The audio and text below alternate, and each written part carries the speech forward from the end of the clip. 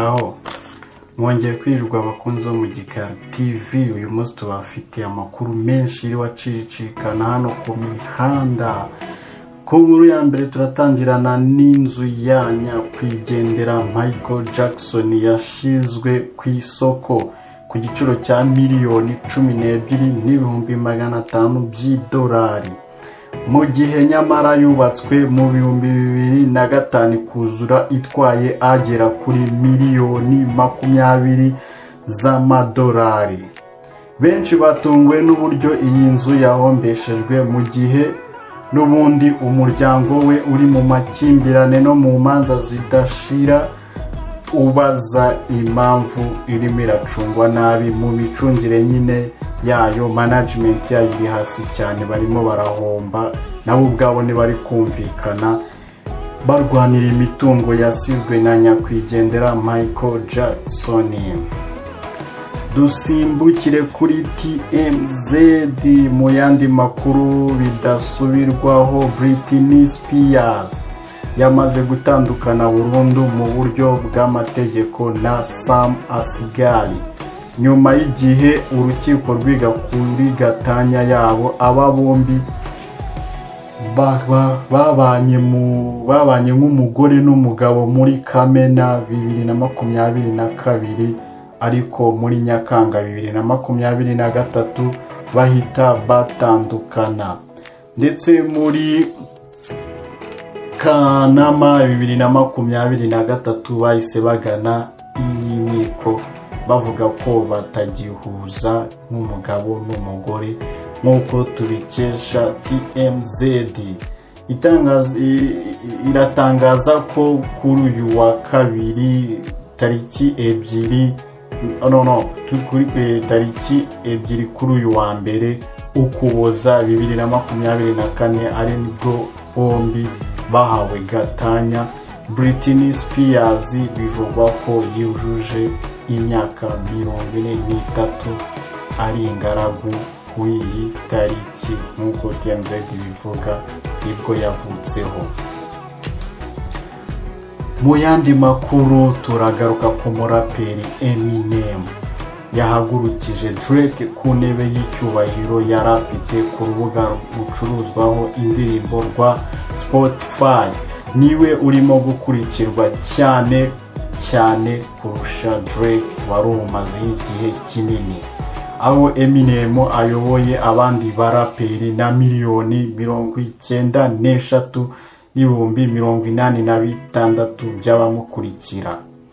Mu gihe uri ku mwanya wa kabiri ari we Drake ni ayoboye n'abantu bamukurikira miliyoni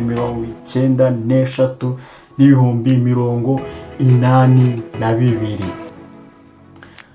Ku yandi makuru kandi atari meza ku cyamamare Eminem riwe tukiriho, biravugwa ko nyina, nako si bivugwa ahubwo niko kuri, inkuru mbi kuri Eminem nuko yabuze nyina umubyara witabye Imana tariki 3/12/2024. nyina wa Eminem, Debbie Nelson, w'imyaka 69. Uyu mubyeyi wa Eminem ariwe nyakwigendera Debbie Nelson akaba yaguye mu bitaro bya St. Joseph i Missouri. Debbie Nelson wakunze kutavuga rumwe n'umuhungu we yaramaze igihe arwaye muri ibi bitaro ariho arwariye. Twongere dusimbukire ku yandi makuru dufite hano. Turagaruka mu nkuru nyamukuru aho turi busange inkuru z'uburaya, aho muri leta y'Ububiligi yashyizeho itegeko ry'uko indaya zajya zihabwa ikiruhuko n'ubwishingizi, ndetse bagaha n'ikiruhuko ababyeyi bibarutse, ndetse bagatanga na pansiyo. Ihuriro International Union of Sex Workers rivuga ko ku isi hari abakora akazi k'uburaya bagera kuri miliyoni 52 bakeneye uburenganzira bwabo. Dusimbukire ku yandi makuru dufite, turahasanga umuraperi Kendrick Lamar aho yaciye agahigo ko kugira indirimbo 3 mu mwaka umwe zabaye iza mbere ku rutonde rwa Billboard Hot 100. nta wundi muraperi urabikora, ndetse nanatekereza yuko umuhanzi waba warabigerageje ashobora kuba ari nka Michael Jackson nyakwigendera. Umuhanzi Davido yashyize hasi Juju asingira inzira y'umusaraba. Mu kiganiro yagiranye n'ikinyamakuru Rolling Out yavuze ko yakuriye mu muryango w'abakristo, ariko we ibintu by'Imana akaba atabijyaga abyizera, aho yahoraga yibaza impamvu ibintu bibi biza ku bantu beza kandi Imana ihari.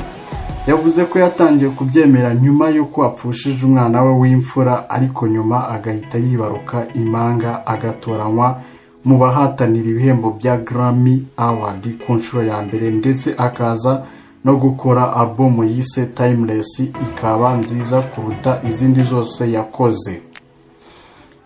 Dusimbukiye gatoya kuri TMZ, Mariah Carey akomeje kugumana ikamba nk'umwamikazi wa Noheli. Nk'uko yinjiza hafi miliyoni 3 z'amadolari y'Amerika buri mwaka kuva mu 1994, aho yasohoye indirimbo yise All I Want for Christmas Is You.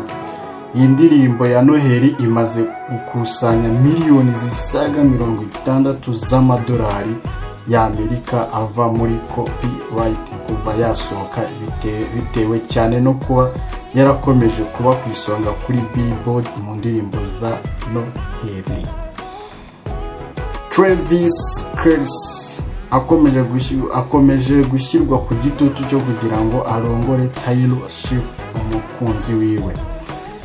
Uyu nguyu benshi bazi nk'umuhanzi Taylor Swift bakomeje kotsa igitutu umukunzi we Travis Kelce, bamubaza impamvu adafata umwanzuro ngo abane na Taylor Swift.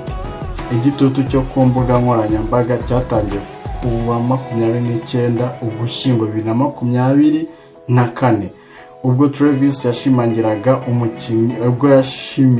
umukinnyi mugenzi we Josh Allen wafashe umwanzuro wo kwambika impeta Hailey Steinfeld. Ibi nibyo byatumye abafana ba Taylor Swift batangira kumubaza we icyo abura ngo yambika impeta Taylor Swift, kandi bamaranye umwaka bakundana guhera mu mpeshyi mu 2023. Naha dusoreje amakuru twari dufite uyu munsi, nakagaruka wibuke gukora subscribe, share and like. Ibindi ni hano muzamubikura ku Gikari TV. Stay in touch, mwari kumwe na Nady. Stay in touch.